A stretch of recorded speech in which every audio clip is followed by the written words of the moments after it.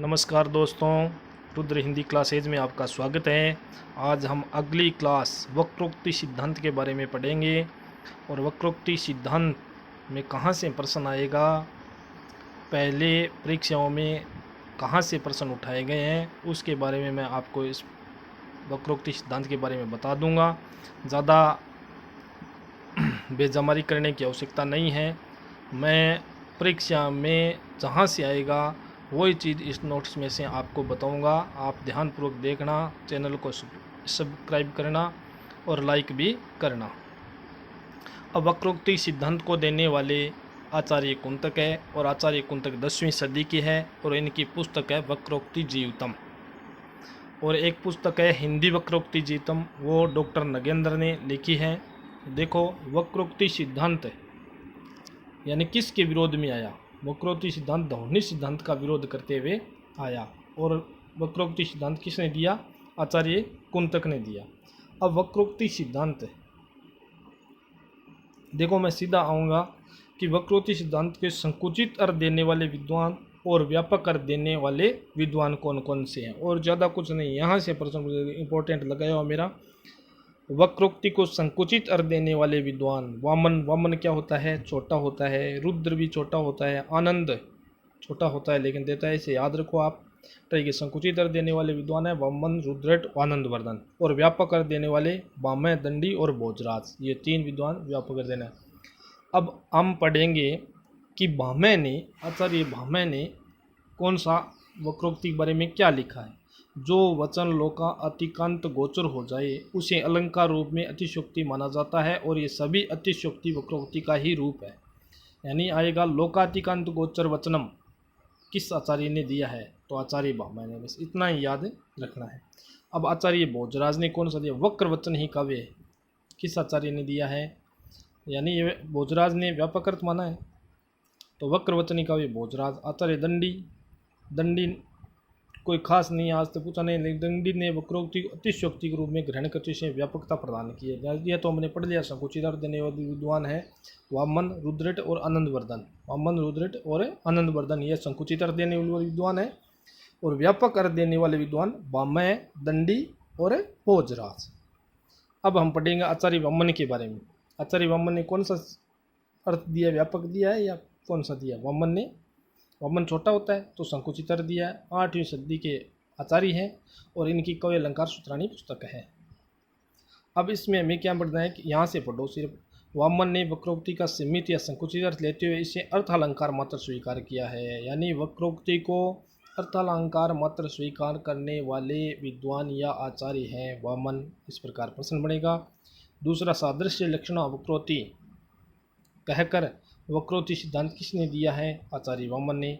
आचार्य रुद्रट या 9वीं सदी के आचार्य है और काव्य अलंकार इनकी पुस्तक है। इन्होंने वक्रोक्ति को शब्दालंकार मानते हुए, यानी किस आचार्य ने वक्रोक्ति को शब्दालंकार माना है भाई साहब? तो माना है रुद्रट ने।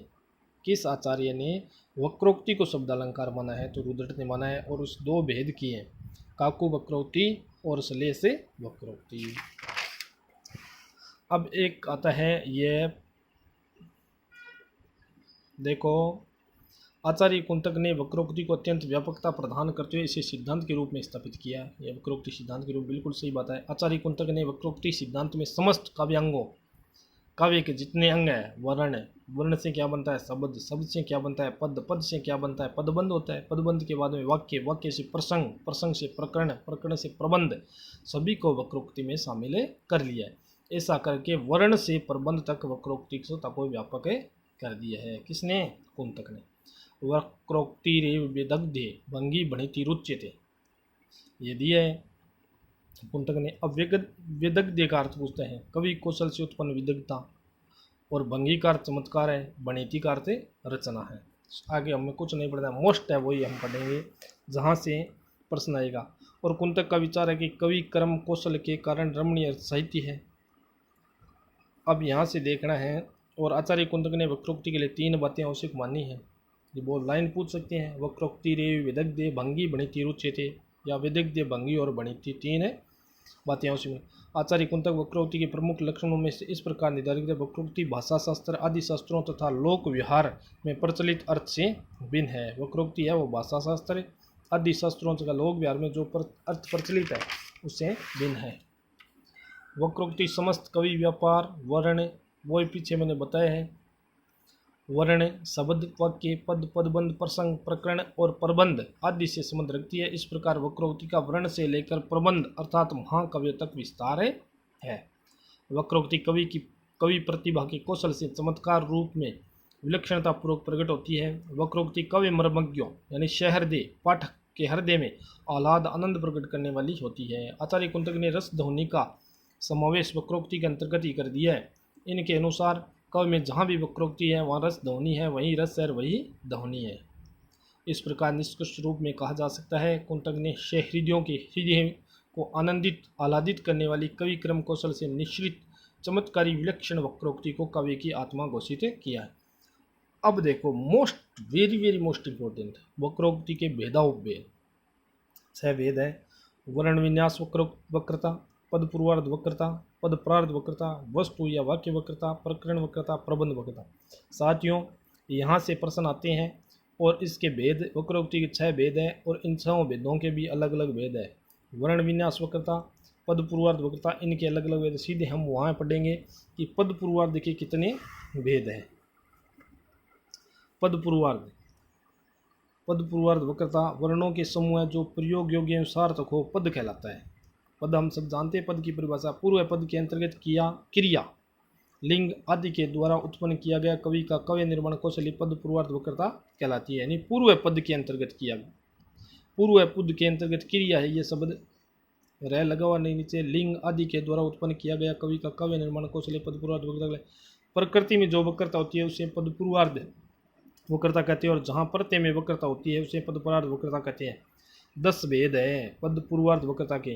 रूढ़ि वैचित्र्य वक्रता, पर्याय वक्रता, उपचार वक्रता, विशेषण वक्रता, संवर्ती वक्रता, पद मध्यांतरभूत वक्रता, वर्ती वैचित्र्य वक्रता, भाव वैचित्र्य वक्रता, क्रिया वैचित्र्य वक्रता और लिंग वैचित्र्य।